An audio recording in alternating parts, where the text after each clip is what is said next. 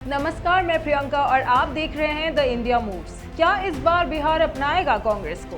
कांग्रेस सांसद राहुल गांधी आज बिहार दौरे पे हैं, जहां वे पलायन रोको नौकरी दो पदयात्रा में शामिल हुए हैं। बता दें कि इसे कांग्रेस के युवा नेता एवं जेएनयू के पूर्व अध्यक्ष कन्हैया कुमार ने शुरू किया था।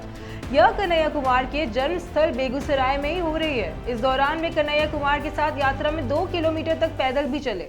इससे पहले अपनी एक्स पोस्ट में राहुल गांधी ने कहा कि बिहार के युवा साथियों में 7 अप्रैल को बेगूसराय आ रहा हूं। पलायन रोको रोजगार दो यात्रा में आपके साथ कंधे से कंधा मिलाकर चलने के लिए। इसका उद्देश्य पूरी दुनिया को बिहार के युवाओं की भावनाओं, उनके संघर्ष, उनकी पीड़ा से रूबरू कराना है।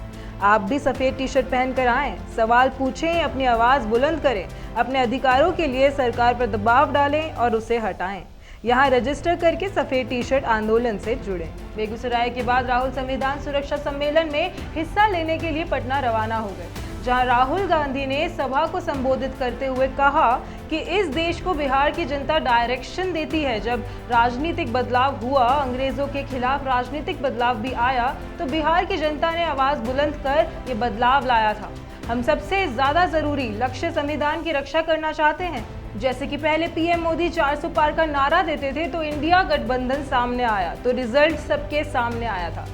आपने लोकसभा चुनाव में संविधान को बचाने का काम किया। जहां भी मेरी जरूरत होगी आप मुझे बुलाओ, मैं हाजिर हो जाऊंगा। आपकी लड़ाई मेरी अपनी लड़ाई है।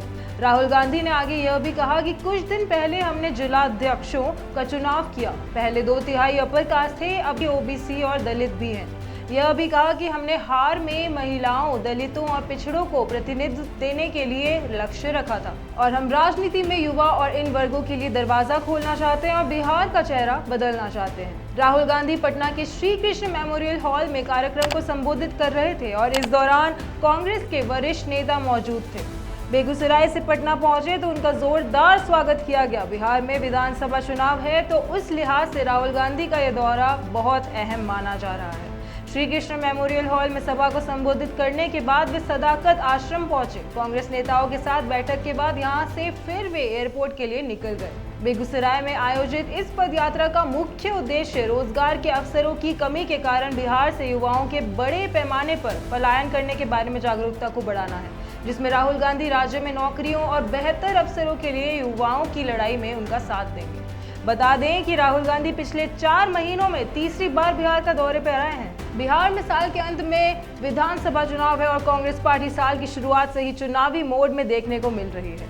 ऐसी ही और जानकारी के लिए देखते रहें आपका अपना news channel the India moves.